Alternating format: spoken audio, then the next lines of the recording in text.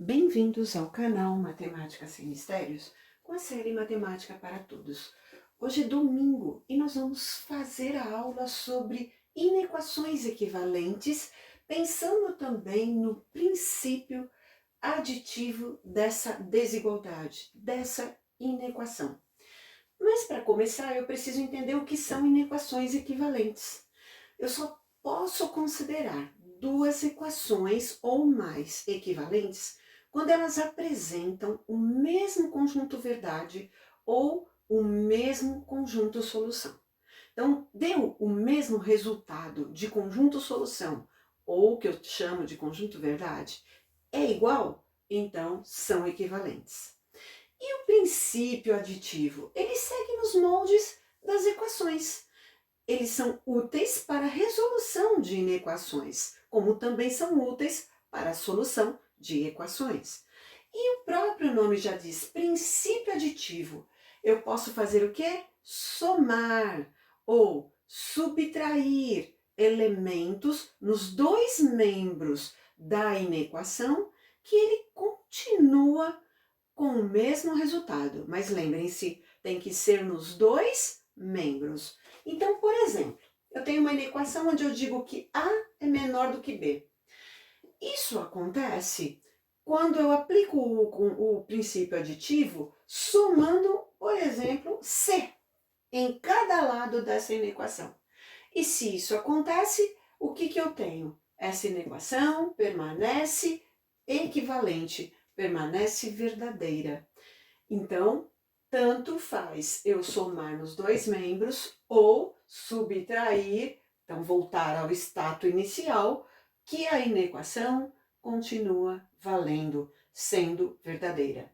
Então, isso vale tanto para o sinal de menor quanto para o sinal de maior.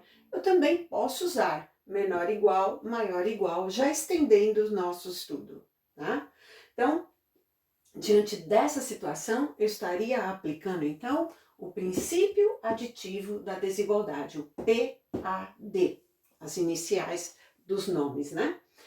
E como ficaria um exemplo dessas inequações para que elas fossem equivalentes? Então, a primeira, x mais 1 menor que 3. Eu vou aplicar esse princípio aditivo. Eu posso somar ou subtrair. Então, eu poderia somar qualquer número no primeiro membro como no segundo membro, que eu obteria o mesmo resultado. Mas eu posso também subtrair, como eu dei como exemplo aqui, para não ficar sempre tudo igualzinho, da mesma forma. Porque, na verdade, quando eu subtraio um elemento, na verdade, eu estou adicionando um número negativo. Essa é a ideia. Então, por isso fica como geral o princípio aditivo, né? E poderia ser qualquer número? Poderia ser qualquer número, desde que eu continuasse fazendo essa inequação ser verdadeira. Então, eu escolhi aplicar o próprio princípio aditivo ao número mais 1, para extrair esse número daqui e deixar só o x isolado, que é o próximo passo que nós vamos ter para poder resolver inequações. Por enquanto, vamos só usar o princípio. Então, eu posso subtrair, mas se eu faço isso aqui, eu tenho que fazer no segundo membro. Então, eu vou subtrair menos 1 aqui. Aí, como ficaria essa inequação?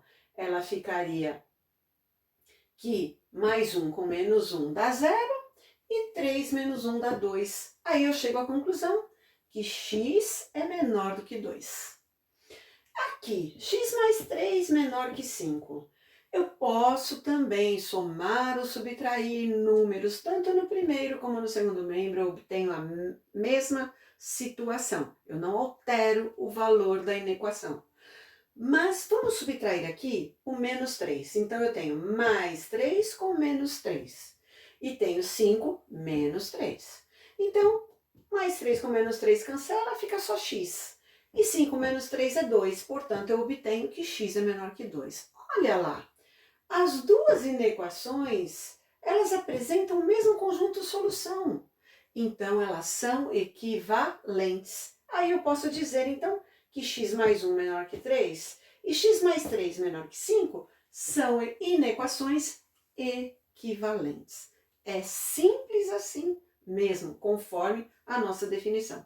E ao mesmo tempo, aplicamos aqui a ideia do princípio aditivo, que como vocês estão vendo, não é diferente das equações, né? Eu somo ou subtraio elementos no primeiro e no segundo membro de uma inequação sem alterar o seu resultado. E é óbvio que a gente, por já conhecer a equação, já entende que isso é um passo para a gente também resolver inequações, ok? Mas devagar nós vamos caminhando e vamos entender tudo isso. Vou passar exercício, aí quarta-feira nós iremos corrigir.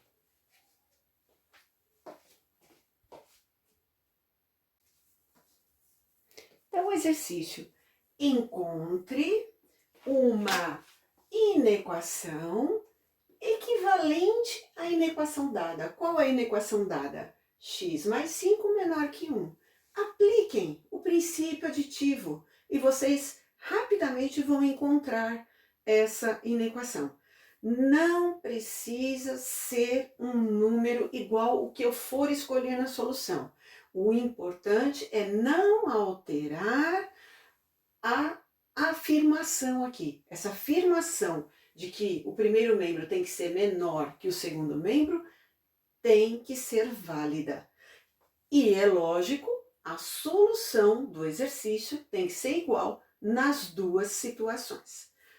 Até então, quarta-feira, quando iremos corrigir esse exercício. Obrigada pela companhia de vocês. Até lá!